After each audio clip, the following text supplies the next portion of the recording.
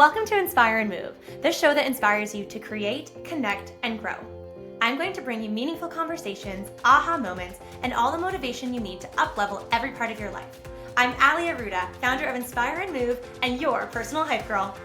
I've gone from fashion school to celebrity stylist to corporate marketing to brick and mortar entrepreneurship with my husband, each time learning incredible lessons how to pivot, reimagine, and implement the steps to become successful.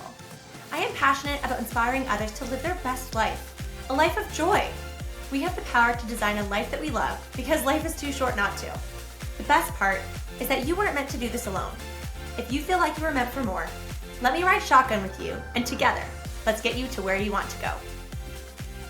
Hey you guys, I am so excited for today's episode, which is actually a first here on the Inspire and Move podcast.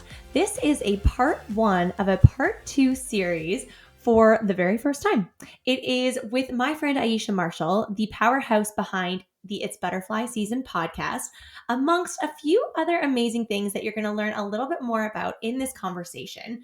This was from my trip to Arizona earlier this year, and we just had such an amazing conversation about a nice variety of topics, and I am so excited to share part 1 with you here today. I hope you enjoy. Hello, everyone. Welcome back to the Inspire and Move podcast. I am so excited for today's episode. We are coming to you from beautiful Scottsdale, Arizona, one of my favorite places, and I'm here with one of my favorite people. And guys, buckle up. If you don't know who this beautiful butterfly of a human is, you are in for such a treat. You have the pleasure, and I have the pleasure of welcoming my friend Aisha Marshall to the show today, and I am so excited and grateful to have you here. You have been so transformative for me, and I think you're just a beautiful person, a beautiful soul, and I've loved watching your journey just for, a short period of time that you've been in my life for, and I'm so grateful and excited to have you here today. Thank you. And for my community to learn more about you, what you are all about, and I had a big goal of what I wanted to chat about today on the show. But I want to go a little bit deeper on your entrepreneurial journey as we kind of flow through the conversation. But what was the spark that really launched you into entrepreneurship? Oh my gosh. So here's the thing. I didn't have like an initial spark. I was actually doing entrepreneurship things, but didn't know that like I was being an entrepreneur. I went to Cronkite, which at ASU, it's like the top journalism school in the country. And at the time it was like the transition between like print and digital media. Like social media had just taken a big rise when we were in high school. Now we're in college and we're seeing like citizen journalism and all the things. And so they taught us how to do everything: blogging, website building, branding, logo design, because every reporter had to like do it all if you wanted a job. And so I just would like have a blog, and then people would ask me to build them a logo for their brand. And then I would do that and be like, well, try this and do this and do that. So I was just like basically doing what I've done, but like for free, for like actual companies and businesses. And I went to law school shortly after and like wanted to make a buck here and there, because in law school you like can't work. Like legitimately you have to get approval from the dean to work a job while in law school. So it's wild. Like even if you're like, I want to work at Starbucks while in law school, you need approval for that. Correct. Oh my gosh, it seems like so many extra steps. Well, because there's no time to work. And so they're just like, you're actually really at the end of the day, like you're messing up their metrics if you're dual focused, and meaning dual focus would lead to probably not performing well in school, and then they're not passing the bar, and then their school looks bad when you don't do that. So I would just like on the side without approval, like do things here and there for people for like extra money in law school. Or even in college, I wanted hair extensions so bad. So I just taught myself how to do it. And then I did it on my roommate, and she was in a sorority, and I would have all the sorority girls in and out of my house, and I would just be doing extensions in their hair. And they were like sew-in extensions. So like braided, weft with like a weave basically. And like the white girls just weren't doing that at that point in time. I've had one of those. Yes. Like I remember at that time, someone took a photo of Kourtney Kardashian like fully braided in the back, sewing a weave on. And people were like, what is she doing? And all the black girls were like, girl, this is what we've been doing. So I would do that for like the sorority girls in college, and that's how I made my living. So I never had a spark. I was never like, ooh, I would love to do this idea. I was always just like hustling. I love that. Well, I mean, that speaks a lot to who you are as a person and what kind of thoughts you have and your willpower and your mind and, seeing where you have gone. And I want to learn a little bit more about your clothing line. And I also want to talk a little bit about White Atelier. So in whatever order you would like, I would love to just hear more. So White currently, that's a little bit more of a short story and we can kind of get into it. But White is on the market. I'm actually selling it. Oh, yes. Yeah. So this is like breaking news. I had a buyer and it literally like just fell through, which is so weird. You hear people talk about that like on TV or in articles about how like there's a proposed sale and people are working towards it and then like it falls through and I'm like, oh my God, like I guess now I'm in those shoes. Yeah. So I'm entertaining 2 other prospective buyers and with the intention to sell. That's amazing. Was that always your intention when you came up with the idea and put it into action? No, it wasn't. I just like my background for 7 years, I ran a creative agency. We did branding, marketing, and PR. And so the nice thing about that is in tandem with Cronkite and journalism school, I have like the tools and the skills that a lot of people don't have when they're starting a business. So when it comes to like bringing something to life from scratch, I can do that in my sleep. And so I built a jewelry brand because I was really excited about it, particularly because of my experience designing this ring. It's beautiful. Thank you. As like a gift to myself when I got Forbes 30 Under 30. And so I was like, well, I think this would be great because a gap that I found in the market was that there weren't unique pieces out there. You get like fast fashion stuff, but nothing that you can add to your wardrobe that's a timeless piece. And so I'm like, well, why don't I just make something? Well, it was my godmother that was like, why don't we just make something that you would like? And in that process of making something, I'm like, oh, this is easy. I can like build a business off of this. What I realized though, after shutting down my agency, a lot of what was exposed like to me was that I was attaching my worth to things. And so I would attach my worth to the fact that I ran this creative agency and we did all of this great work and how much revenue we brought in, or that I have Forbes 30 Under 30, or like any shiny object. And after like dwindling that down into like what is the like, what do they call it? Your evil villain moment, like the moment you become an evil villain, like what happened, right? Like your villain origin story. And so mine was when I was in high school. My mom was a single mom, so she was working a ton and just like wasn't at my events. And I felt like the only way to get love from her was if I was like the best on the team, because then a parent or a teammate would tell her how good I was. And so that like villain origin story started to bleed into entrepreneurship and performatism and what that means for my self-worth. And at the core of it, it was what I think you think of me is what I think of myself. So I'm giving you the power to actually dictate what I think about me. And so it was uncovering that really is why I shut down my agency. Uncovering that led me to White. Now, sometimes I call it taking another lap. It's like, like you repeat the same mistakes over and over and over again. New fact pattern, new people, same mistake, right? Until you finally learn the lesson and then you don't repeat it. I call that taking another lap. With White, I took another lap. Instead of like being still and just sitting with all of the emotions that come with shutting something down after 7 years, all of the accolades that come with it, all of the identity that I tied into it, I attached my worth to another shiny object. And what was that timeline? Like from shutting down the agency to starting White, was it, a quick idea and putting it into action so that you didn't have an opportunity to, I'm going to use the word grieve, which can, that there's a lot of energies behind that word, that you didn't really have an opportunity to process and, grieve, closing this down, but also celebrating that this agency was something that you built and ran for 7 years? I think, so I want to say I shut it down in July. And then I had the idea, I think I got the LLC in November, December, and then I launched in February. So was that July? That's pretty quick. It's quick. But here's the thing.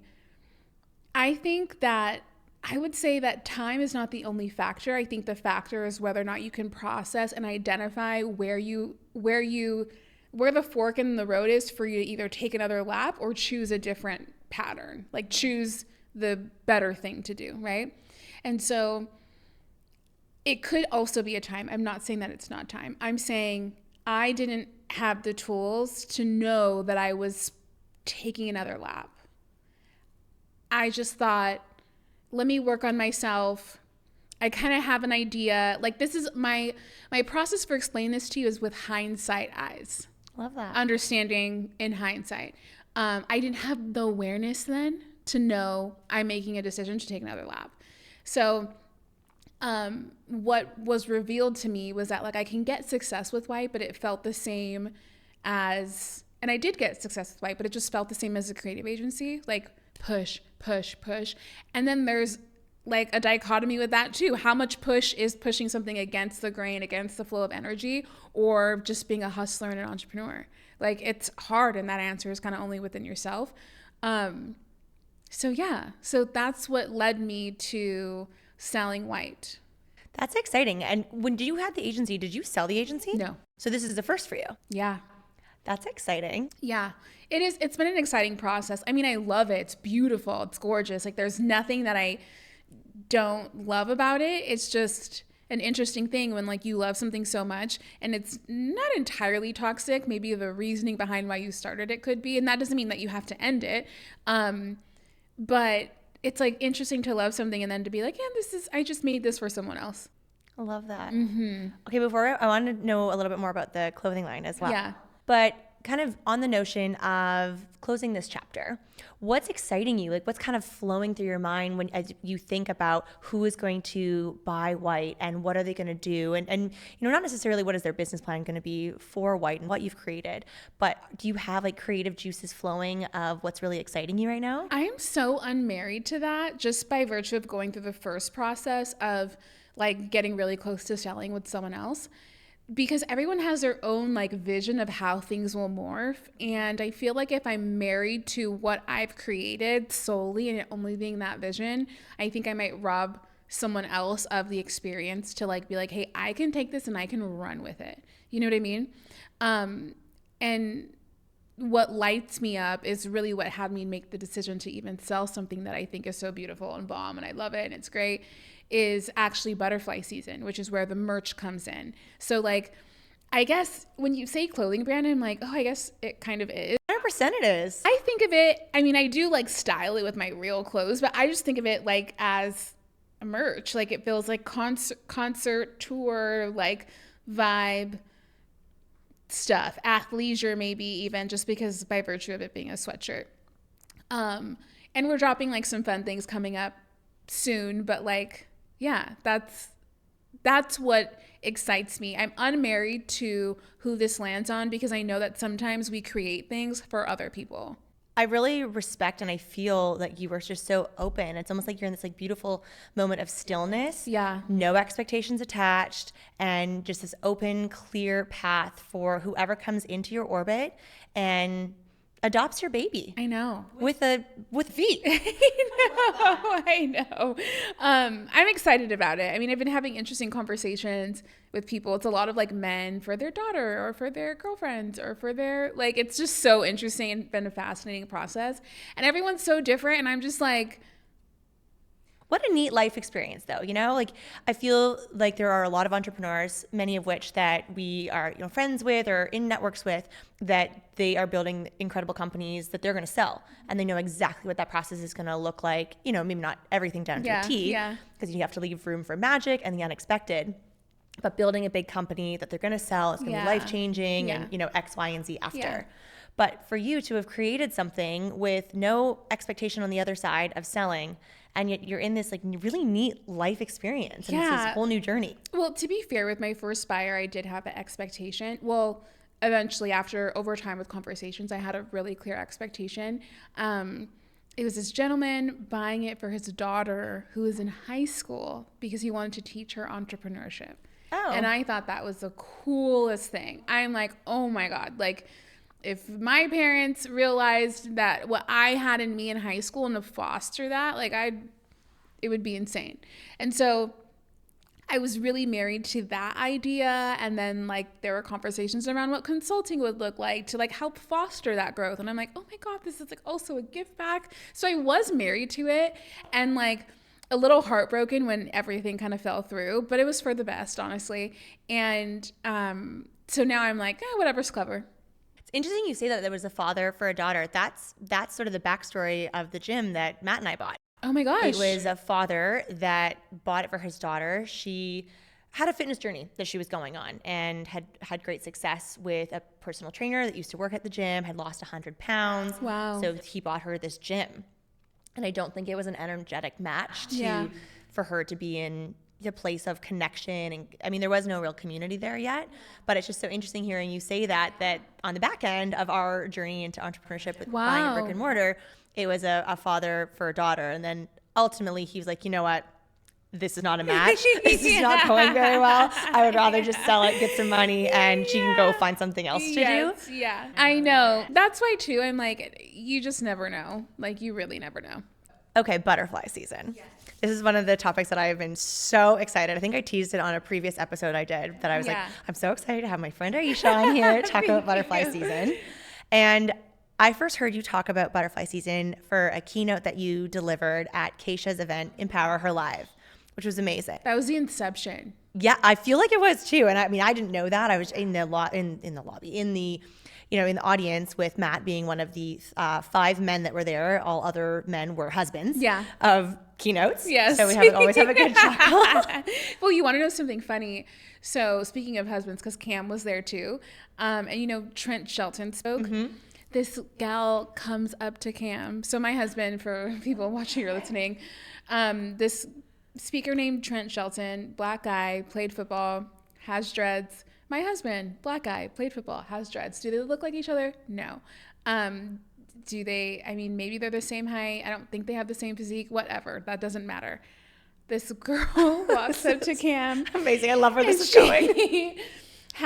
She's like, I'm not there, but mind you, he's by himself, like standing where the speakers like are sitting. So there's not really like a reference point of there's being no reference point. Oh, this speaker and this speaker are married? Right. Okay. So, and Trent's not there either. It's just Cam in the back. I don't know what I'm doing. Anyway, this girl comes up to him and she has something in her hand and she like grabs his hand, opens it, puts it in his hand, closes it and says, "Thank you for all that you do." And I see at the end of it and I'm like, what is happening? And he's looking at her like, "You're welcome." She walks away. I look at him open his hand and it's this like crochet yellow heart. Oh my gosh. And so I walk over. I'm like, "Who was that?" He was like, "I don't know." I'm like, "What do you mean you don't know?" He was like, "She just told me thank you for all that you do. She gave me this heart." And I'm like, "Oh, I know." He's like, "What?" And I Google, I'm like, "This guy spoke earlier today." And he's like, oh my God. 100% she thought that Cam was 100%. And she realized maybe like an hour or so later, mortified, like tail in her butt, head down, like walking up to Cam and was like, "I'm so sorry." And I was like, "Did she ask for the heart back?" He's like, "No." I'm like, "You should have gave it to her." Oh my God, so funny. So like Cam also had like an interesting husband moment at that event. I love that. That was a great event. And that was one of the first events that Matt came to. And he really participated. He owned the fact. He's like, I am the only man sitting in the audience. Yes. The rest of the men are in the back. And they are 100% husbands of the organizers, volunteers, or speakers. Yeah. But that's where I first heard your keynote about butterfly season. And I feel like I stopped breathing for a period of time in your keynote because I was like, this is such a beautiful message. And this would have been October 2022. Yeah. So it was about 1 year since I had lost my dad unexpectedly. And I talk about that sometimes on the show. Still very much an open wound. So I talk about it in microdoses. But when you spoke about butterfly season, I felt so captivated by your message.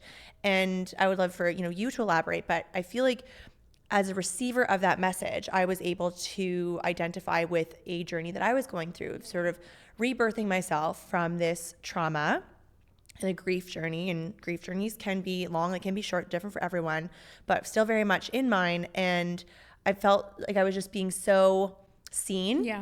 by your message of having this beautiful rebirth of, yes, this has been a horrible experience and a little cocoon vibes in the rock bottom experience. And then eventually, and I talk about this a lot on the podcast of how like the good thing about rock bottom is that there's only one direction. You can only go up, and it, could be long, could be short. You might claw your way out, could be gritty and messy, but that's what I was kind of coming out of. And to hear you speak about this butterfly season and this transformation and how beautiful that is to just be reborn into what you want to be and where you want to go. Thank you. It was just such a powerful message. I think about it often. Wow. And I feel like I have passed that message along in a very general way of sort of using the butterfly season to your credit of what you've created. And I would love for you to share that, because this is like straight from the source, you guys. Like you're hearing butterfly season from the butterfly herself. So really, the really beautiful part about that, one, speaks to like friendships and people seeing things in you before you see them in yourself. And so Keisha and I were in Chris Harder's mastermind 2 years together, I think 2 or 3, I cannot remember, but it was when I was shutting the agency down, and I was like, I have nothing, I'm worth nothing, what is life? And her husband is a projector and an Enneagram 3. So projector, I believe he's a projector in human design, and he's an Enneagram 3. And we were kind of raised the same way, like from immigrant family, where people listening with immigrant families might resonate, but like they're either a doctor or a lawyer, or like you have to do what you need to do to get out of like that environment. And so with that, being accolade driven as an Enneagram 3, it was just like a whole mind fuck. So she saw like a lot of what her husband was going through and I was going through. And I felt like she was one of the people who like seen like through all the chaos that was happening and was like, you know what, I'm going to throw my first event and I want you to keynote and I want you to talk about transformation. Because I know that by the time I throw my event, you will be on the other side of this. And I remember being like, did you stop breathing? I was crying. I was already crying in that conversation. Like we were in this like small group and I didn't even know what the exercise was. It was like me, our friend Natalia, and her. And I literally was sobbing during the exercise because I'm like, I don't know what I want to do in life. And I like all the things. And she's like, okay, well, I know you're great at speaking and I've never done an event before. So why don't you keynote at my event? And I was like, okay, not knowing what I was going to talk about. And then one day I was at a conference and it literally just dropped in the whole thing. And I like stopped what I was doing and I was just like writing it in my notes. And then I was like, okay, well, this is the keynote. I'll just elaborate on this and then go deeper in it. Oh my God. And that's literally how I even ended up on that stage speaking about that exact topic that ignited the podcast, the merch, the everything. And like that day that I spoke, I text my branding girl and I was like, hey, I'm going to start a podcast. I just need you to send me an invoice for like the branding because I'm not going to actually take action on it unless I know that I'm responsible to like following through on something with you. So like just do it. We'll talk about it later. I don't want to turn around from here. And so she was like, okay, sent me the invoice, just paid it, like literally at the conference after I spoke. I'm like, I'm going to talk about this. I think this is a thing. I feel like deeply that this is like actually where my calling is at, which is interesting because as a projector, like one of the things that one of your gifts are like the way that you are seen. Everyone wants to be seen. Everyone wants their like stuff to take off. Everyone wants all the things, right? And that's okay that we want that. That's fine. But one of the ways that happens is when you help people see themselves. And that's literally what butterfly season is. And butterfly season is the end of a culmination of events. You have like caterpillar season, which in my opinion is like, you think that everything's happening to you, kind of victim mentality. You don't realize that you have so much control over your life. And then cocoon season is you're realizing, oh shit, like I'm actually the person that's in my own way. There needs to be like a unlearning of my patterns and behaviors and then a relearning. So like think about that fork in the road, right? Like, am I going to take another lap or am I going to unlearn what makes me take another lap and relearn like the path that I actually want to go down? That's cocoon season. It's messy. It's ugly. It's like something that nobody wants, but everyone knows when they're in that season of life where like nothing's working out. You're having to go inward, unlearn to relearn. It's not fun. You don't know what's next. But when you do the work, the beauty is actually in that transformation. The beauty is in there. That's where you create. And then afterwards, you live a butterfly season. So butterfly season is the end of a 3-part process, I would say. Thank you so much for listening. If you loved this episode, it would mean the world to me if you took 30 seconds and shared this on social media, send it to a friend, or leave a 5-star review. There is power in community, and I am so grateful to have you part of mine.